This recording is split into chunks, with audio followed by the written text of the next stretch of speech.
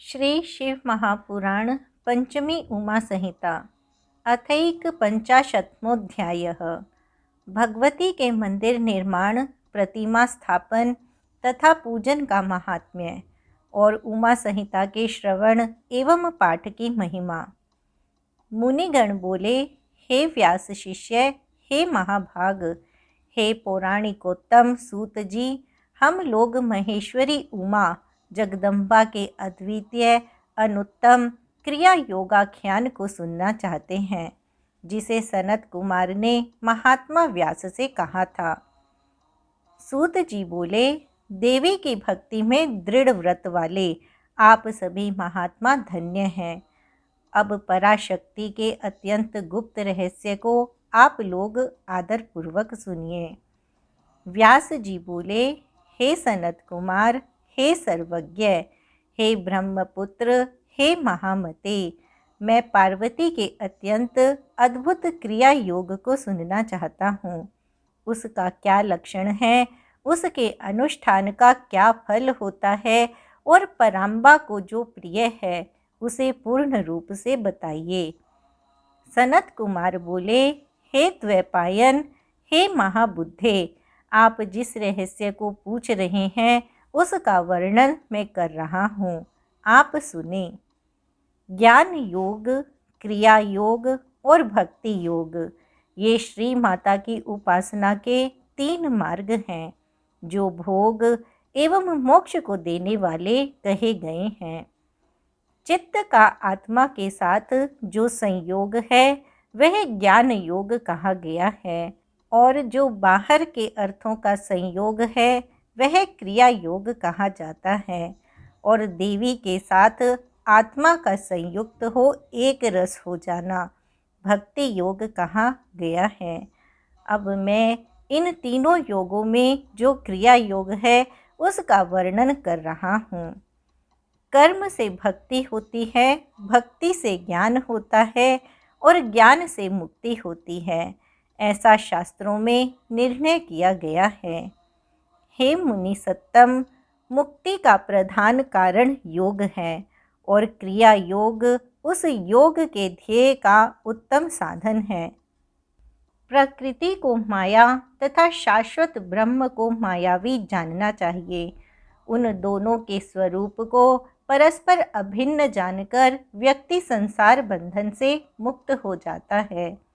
हे काली पुत्र, हे व्यास, जो पत्थर, काष्ठ अथवा मिट्टी से देवी का मंदिर बनवाता है उसके पुण्य का फल सुनिए। प्रतिदिन योग के द्वारा यजन करने वाले को जो महान फल मिलता है उस फल को वह मनुष्य प्राप्त करता है जो देवी का मंदिर बनवाता है। श्री माता के मंदिर को बनवाने वाला वह धर्मात्मा अपने से पहले के 1000 कुलों को एवं बाद के 1000 कुलों को तार देता है। श्री माता के मंदिर के आरंभ के क्षण ही करोड़ों जन्मों में किए गए उसके छोटे अथवा बड़े सभी पाप नष्ट हो जाते हैं। जिस प्रकार नदियों में गंगा, नदों में शोण, क्षमा में पृथ्वी, गंभीरता में समुद्र और सभी ग्रहों में सूर्य श्रेष्ठ है, उसी प्रकार सभी देवों में श्री पराम्बा श्रेष्ठ हैं। वे सभी देवताओं में प्रधान हैं। अतः जो उनके मंदिर का निर्माण करवाता है वह जन्म जन्मांतर में प्रतिष्ठा प्राप्त करता है। वाराणसी, कुरुक्षेत्र, प्रयाग, पुष्कर, गंगा सागर, नैमिषारण्य, अमरकंटक, महापुण्यदायी श्री पर्वत, गोकर्ण, ज्ञान पर्वत, मथुरा, अयोध्या एवं द्वारका आदि पुण्य स्थलों में अथवा जिस किसी भी जगह श्री माता के मंदिर का निर्माण करवाने वाला संसार के बंधन से मुक्त हो जाता है। जितने वर्षों तक देवी के मंदिर की ईंटों का विन्यास स्थित रहता है उतने 1000 वर्ष पर्यंत मनुष्य मणिद्वीप में प्रतिष्ठा प्राप्त करता है। जो भगवती की सर्व लक्षण युक्त प्रतिमा का निर्माण करवाता है वह निर्भय हो निश्चित रूप से देवी के परम लोक को जाता है। शुभ ऋतु, शुभ ग्रह एवं शुभ नक्षत्र में देवी की मूर्ति को प्रतिष्ठापित करके मनुष्य योग माया की कृपा से कृतकृत्य हो जाता है। उसके कुल में कल्प से लेकर जितनी भी पीढ़ियां हैं और जो भी आगे उत्पन्न होंगी, उन सभी को वह देवी की उत्तम मूर्ति की स्थापना करके तार देता है। हे मुनि श्रेष्ठ, त्रिलोकी के स्थापित करने से जो पुण्य होता है, उसका करोड़ों गुना पुण्य श्री देवी की प्रतिष्ठा करने से होता है। जो मंदिर के मध्य में देवी की प्रतिष्ठा कर उनके चारों ओर पंचायतन देवताओं को स्थापित करता है, उसके पुण्य की गणना नहीं की जा सकती है।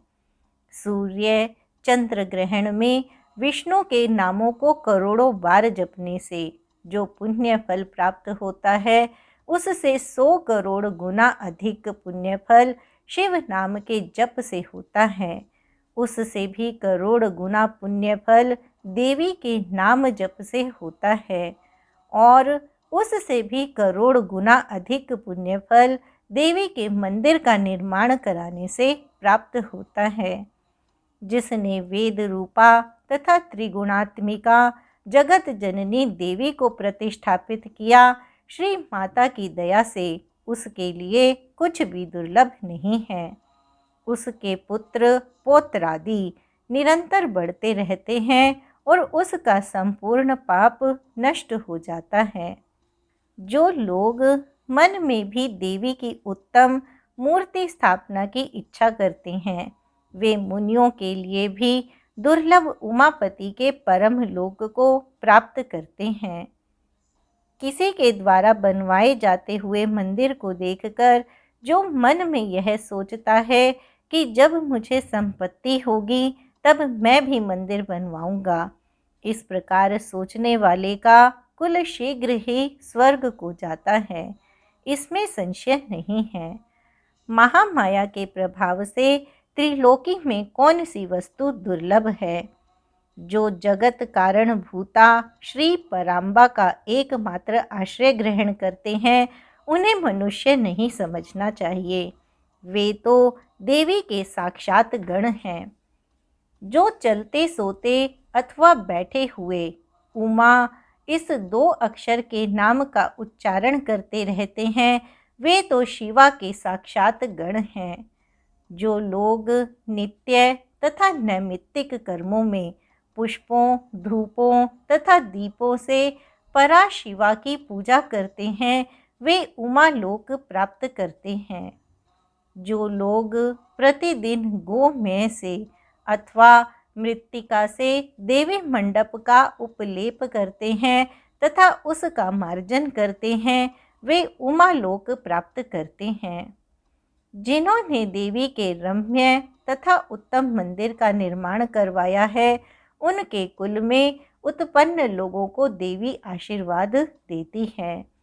मेरे प्रेम पात्र भक्त 100 वर्ष तक जीवित रहें और उन पर कदापि कोई विपत्ति ना आए, ऐसा वे श्री माता रात दिन कहती हैं। जिसने महादेवी उमा की शुभ मूर्ति का निर्माण करवाया है, उसके कुल के 10,000 पीढ़ियों तक के लोग मणिद्वीप में प्रतिष्ठा प्राप्त करते हैं। साधक महामाया की मूर्ति स्थापित करके और उसकी विधिवत पूजा कर जिस जिस मनोरथ के लिए प्रार्थना करता है, उसे अवश्य ही प्राप्त कर लेता है। जो श्री माता की स्थापित की गई उत्तम मूर्ति को मधु मिश्रित घृत से स्नान कराता है, उसके फल की गणना कौन कर सकता है।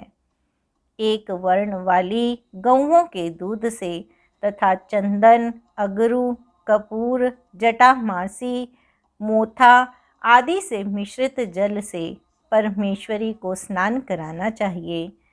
18 सुगंधित द्रव्यों से बनाए गए धूप से उत्तम आहुति प्रदान करनी चाहिए। घी तथा कपूर युक्त बत्तियों से देवी की आरती करनी चाहिए। कृष्ण पक्ष की अष्टमी, नवमी, अमावस्या में अथवा शुक्ल पक्ष की पूर्णिमा तिथि को मातृ सूक्त, श्री सूक्त पढ़ते हुए अथवा देवी सूक्त पढ़ते हुए अथवा मूल मंत्र का उच्चारण करते हुए गंध पुष्पों द्वारा विशेष रूप से जगत जननी की पूजन करनी चाहिए। विष्णु कांता एवं तुलसी को छोड़कर अन्य सभी पुष्पों को देवी के लिए प्रीतिकर जानना चाहिए तथा कमल विशेष रूप से देवी को प्रिय है। जो देवी को स्वर्ण पुष्प अथवा रजत पुष्प समर्पित करता है वह करोड़ों सिद्धों के द्वारा सेवित परम धाम को जाता है। भक्तों को चाहिए कि वे पूजन के अंत में अपने पापों के लिए क्षमा प्रार्थना करें। हे परमेश्वरी, हे जगदानंद दायिनी, प्रसन्न होइए। देवी भक्ति परायण साधक को इन वाक्यों से स्तुति करते हुए सिंह पर आरूढ़ तथा हाथों में वरद अभय मुद्रा धारण करने वाली भगवती का ध्यान करना चाहिए। इस प्रकार भक्तों को अभीष्ट फल देने वाली महेश्वरी का ध्यान करके नैवेद्य के रूप में अनेक प्रकार के पके हुए फल अर्पित करना चाहिए। जो मनुष्य परमेश्वरी शंभु शक्ति के नैवेद्य का भक्षण करता है वह अपने संपूर्ण पाप पंक को धोकर निर्मल हो जाता है। जो चैत्र शुक्ल तृतीया को भवानी व्रत का अनुष्ठान करता है वह सांसारिक बंधन से छूटकर परम पद प्राप्त करता है। बुद्धिमान पुरुष इसी तृतीया तिथि को दोलोत्सव संपन्न करे और पुष्प, कुंकुम, वस्त्र, कपूर, अगुरु, चंदन, धूप, दीप, नैवेद्य, माला एवं अन्य मनोहर गंधों से शिव सहित जगत धात्री का पूजन करें। इसके बाद सबका कल्याण करने वाली महामाया भगवती महेश्वरी श्री गौरी को शिव सहित पालने में बैठाकर झुलाए। जो इस तिथि को प्रतिवर्ष नियमानुसार व्रत तथा झूलनोत्सव करता है उसे शिवा समस्त अभीष्ट फल प्रदान करती हैं।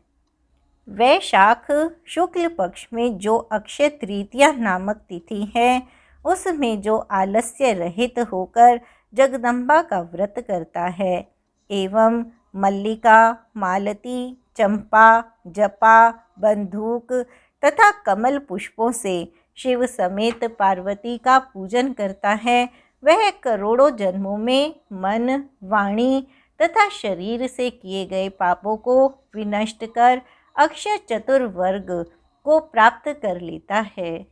जो ज्येष्ठ मास के शुक्ल पक्ष की तृतीया को व्रत करके परम प्रीति से महेश्वरी का पूजन करता है उसके लिए कुछ भी असाध्य नहीं है। आषाढ़ मास के शुक्ल पक्ष की तृतीया को अपने धन सामर्थ्य के अनुसार देवी का अति प्रिय रथोत्सव संपन्न करना चाहिए। उसमें पृथ्वी को रथ और चंद्रमा तथा सूर्य को रथ के दोनों पहिए समझना चाहिए। वेदों को घोड़े तथा ब्रह्मा को सारथी समझना चाहिए। इस प्रकार अनेक मणियों से जटित एवं पुष्पमालाओं से सुशोभित रथ का निर्माण कर उस पर शिवा को स्थापित करें। उस समय बुद्धिमान मनुष्य मन में यह भावना करे कि श्री पराम्बा लोक की रक्षा के लिए एवं लोक का अवलोकन करने के लिए रथ के मध्य में बैठी हुई हैं। रथ के धीरे धीरे चलने पर देवी की जयकार करें और प्रार्थना करें कि हे देवी, हे दीन वत्सले, हम शरणागत जनों की रक्षा कीजिए। इन वचनों से तथा अनेक वाद्यों की ध्वनियों से भगवती को संतुष्ट करें और सीमा पर्यंत रथ ले जाकर वहां रथ में भगवती का पूजन करें। इसके बाद अनेक स्तोत्रों से स्तुति करके उन जगदम्बा को अपने घर ले आएं और सैकड़ों प्रणाम करके उनकी प्रार्थना करें। जो विद्वान इस प्रकार देवी का पूजन, व्रत एवं रथोत्सव करता है, वह उस लोक में संपूर्ण सुखों का उपभोग करके अंत में देवी के धाम को जाता है। इसी प्रकार श्रावण और भाद्रपद मास की शुक्ल तृतीया को जो विधि पूर्वक अम्बा का व्रत और पूजन करता है, वह इस लोक में पुत्र, पौत्र एवं धन आदि से संपन्न होकर सदा आनंदित रहता है तथा अंत में सब लोकों से ऊपर विराजमान उमा लोक को जाता है। आश्विन मास के शुक्ल पक्ष में नवरात्र व्रत करना चाहिए, जिसे करने पर संपूर्ण कामनाएं सिद्ध हो जाती हैं, इसमें संशय नहीं है। इस नवरात्र व्रत के प्रभाव का वर्णन करने में ब्रह्मा, महादेव तथा कार्तिकेय भी समर्थ नहीं हैं। फिर दूसरा कौन समर्थ हो सकता है? हे मुनिवरों, नवरात्र व्रत का अनुष्ठान करके विरथ के पुत्र राजा सुरथ ने छीने गए अपने राज्य को पुनः प्राप्त कर लिया था। अयोध्या के अधिपति बुद्धिमान ध्रुव संधि पुत्र राजा सुदर्शन ने इसके प्रभाव से ही शत्रुओं के द्वारा छीना गया अपना राज्य प्राप्त किया था। इस व्रत राज का अनुष्ठान करके तथा महेश्वरी की आराधना करके समाधि नामक वैश्य संसार बंधन से मुक्त होकर मोक्ष का भागी हुआ। जो मनुष्य आश्विन मास के शुक्ल पक्ष में तृतीया, पंचमी, सप्तमी, अष्टमी, नवमी एवं चतुर्दशी तिथियों को विधि पूर्वक व्रत करके देवी का पूजन करता है, उसकी सभी मनोवांछाओं को शिवा निरंतर पूर्ण करती रहती हैं। जो कार्तिक, मार्गशीर्ष, पौष, माघ और फाल्गुन मास के शुक्ल पक्ष में तृतीया को व्रत करता है तथा लाल कनेर आदि के फूलों एवं सुगंधित धूपों से मंगलमयी देवी की पूजा करता है, वह संपूर्ण मंगल को प्राप्त कर लेता है।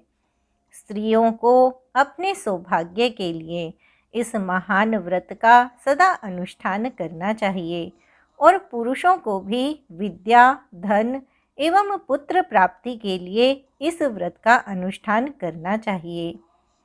इसी प्रकार देवी को प्रिय लगने वाले उमा महेश्वर आदि जो भी अन्य व्रत हैं, उनका अनुष्ठान मोक्ष की अभिलाषा रखने वालों को भक्ति भाव से करना चाहिए। यह उमा संहिता परम पुण्यमयी, शिव भक्ति को बढ़ाने वाली, अनेक आख्यानों से युक्त, भोग तथा मोक्ष प्रदान करने वाली और कल्याणकारिणी है। जो सावधान होकर भक्ति पूर्वक उसे सुनता है अथवा सुनाता है, पढ़ता है या पढ़ाता है, वह परम गति को प्राप्त होता है। जिसके घर में सुंदर अक्षरों में लिखी गई यह संहिता स्थित रहती है और विधिवत पूजित होती है, वह संपूर्ण मनोरथों को प्राप्त कर लेता है। उसे भूत, प्रेत, पिशाच आदि दुष्टों से कभी भय नहीं होता और वह पुत्र, पौत्र आदि तथा संपत्ति को प्राप्त कर लेता है, इसमें संशय नहीं है। अतः शिव की भक्ति चाहने वालों को इस परम पुण्यमयी तथा रम्य उमा संहिता का सदा श्रवण एवं पाठ करना चाहिए। इति श्री शिव महापुराणे पंचम्यां उमा संहितायां क्रिया योग निरूपणम नामैक 50वाध्यायः। इस प्रकार श्री शिव महापुराण के अंतर्गत 5वीं उमा संहिता में क्रिया योग निरूपण नामक 51वां अध्याय पूर्ण हुआ। समाप्तेयं पंचम उमा संहिता।